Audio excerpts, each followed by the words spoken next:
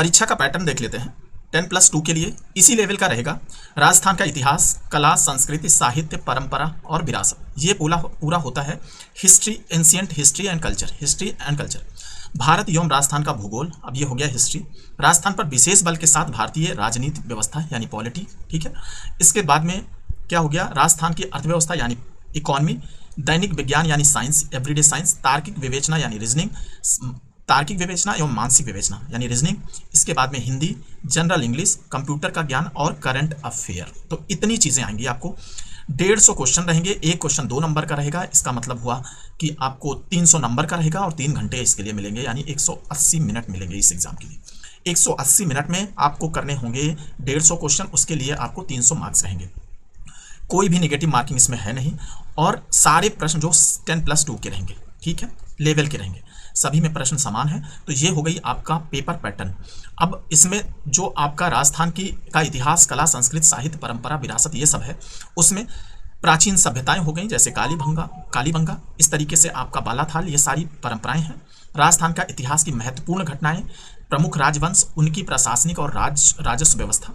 इसके बाद में स्थापत्य कला की प्रमुख विशेषताएं जैसे किले, स्मारक, कलाएं, चित्रकलाएं, हस्तशिल्प।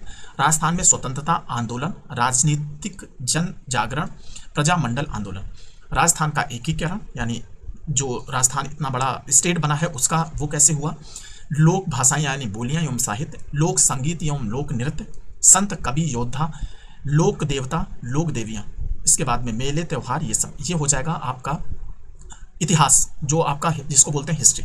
इसके बाद भूगोल में आता है पर्वत, पठार, मरुस्थल, मैदान, ठीक है, प्रमुख नदियां, बांध, झीलें, सागर, वन्य जीव एवं अभ्यारण्य। तो ये हो जाएगा आपका भारत एवं राजस्थान का भूगोल।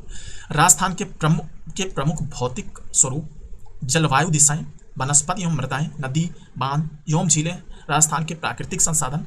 तो ये सब कुछ आपको इसमें पढ़ना होगा। राजस्थान पर राजनीतिक व्यवस्था यानी पॉलिटी में आपको मौलिक अधिकार, राज्य के नीति निर्देशक तत्व, मौलिक कर्तव्य, साफ साफ लिख दिया गया है ये सब। बाकी इसमें राज्यपाल, मुख्यमंत्री, राज्य विधानसभा, उच्च न्यायालय, राजस्थान लोक सेवा आयोग, ये सब के बारे में आपको देना है। पंचायती राज और स्थानीय स्वशासन। उसके बाद आता है अर्थव्यवस्था, राजस्थान की कृषि और आर्थिक विकास, विभिन्न लोक कल्याणकारी योजनाएं, ठीक है। राजस्थान का औद्योगिक विकास, राजस्थान में ऊर्जा के विभिन्न स्रोत जैसे जल विद्युत, ये सब हो गया। अब आपका आता है दैनिक विज्ञान में आपका फिजिकल केमिकल चेंजेस, ऑक्सीकरण, अपचयन अभिक्रियाएं, ऑक्सीडेशन, रिडक्शन, ये सारी कुछ। धातु, अधातु और इनके प्रमुख यौगिक, कुछ महत्वपूर्ण यौगिक, ठीक है। कार्बन और कार्बन के महत्वपूर्ण यौगिक, हाइड्रोकार्बन, कार्बन के अपरूप, इस तरीके से CNG, साबुन, अपमार्जक, ये सारा। प्रकाश का परावर्तन और इसके नियम, ठीक है। तो ये सारा अनुवांशिकी। तो इसमें हो गया आपका बायोलॉजी, फिजिक्स और केमिस्ट्री। तो ये सारे से आएगा आपका सामान्य जनरल साइंस से। इसके बाद आपका आ जाएगा ब्लड ग्रुप और बाकी सब उसी में। अब तार्किक विवेचना और मानसिक योग्यता, तो ये हो गया आपका जो रीजनिंग होती है वो सारा पोर्शन। इसको भी आप अच्छे से देख लीजिए कौन सा सेक्शन कहाँ पे है। साधारण मानसिक योग्यता यानी बहुत सारे चित्र दिए जाएंगे उन सब से। तो ये इनफैक्ट ये थोड़ा सा मैथ और रीजनिंग करके रहेगा।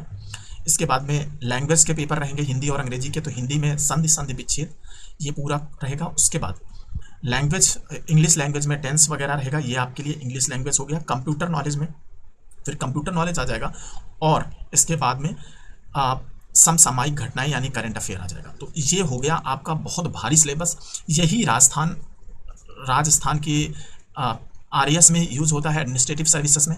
और ऐसा ही सिलेबस जो प्रीलिम्स रहता है उसमें यही सिलेबस रहता है, और यही सिलेबस यहाँ दिया। हर एग्जाम में इसी तरीके का सिलेबस आता है। तो आपको अगर एक एग्जाम की तैयारी कर रहे हैं तो आप सारे दे सकते हैं इसमें। अब आपका जो OMR सीट रहेगी, जो पेपर पैटर्न रहेगा,